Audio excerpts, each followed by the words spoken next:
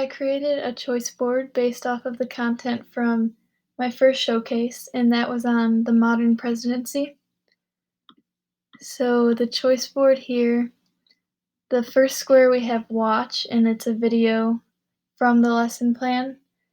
And then after that, I have a worksheet linked here that I created, and the students will answer the questions there, reflect on them. Just pulling that up right now. So there's questions for before the video, and then during the video, and after the video.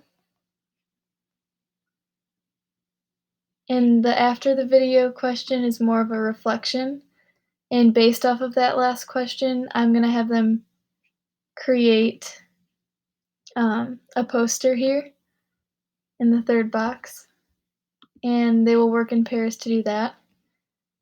And then after that one, there's a discussion, and I'm gonna have them do that through Flipgrid. And I created a video describing what I want them to do, and then they'll create their own video, and they'll answer the learning outcome number 2.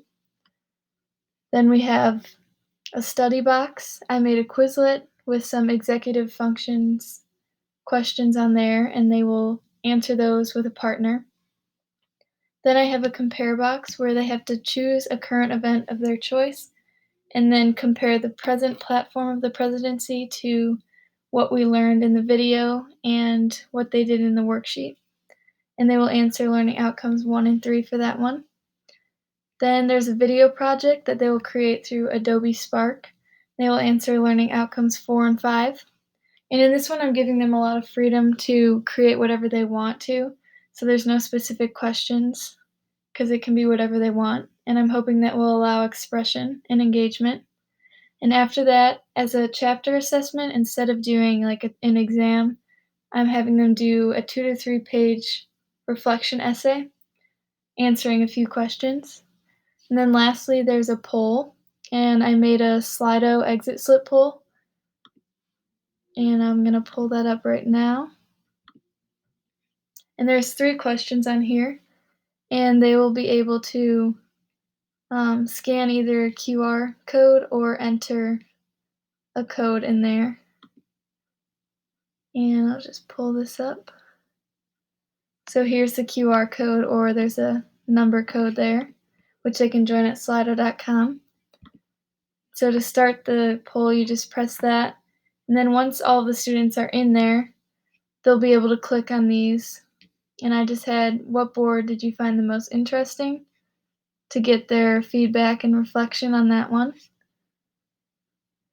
And then the second one is a rating. So I wanted them to rate the entire choice board in 1 out of 5, and then the percentages as the students vote will go up. And then I had the last one as which learning outcome they understood the best. And that's the poll. And so I think that these tools teach students to self-monitor because they are able to look at their progress that they've made in the course through the different technology sites. And through the UDL guideline checkpoint 9.3, it allows for self-regulation. And by using these tech tools, the students are able to self-assess and reflect on what they've already learned. Just going to minimize this so you can see the whole thing. And then I think these tools also help students set their goals and develop strategies to improve learning. Because when they complete certain activities, such as the exit slips, it allows them to reflect what they've learned and how they need to accomplish their goals. And in UDL Guideline Checkpoint 6.1, it's guiding appropriate goal setting, and I think that this choice board acts as a guide, giving the students certain objectives they need.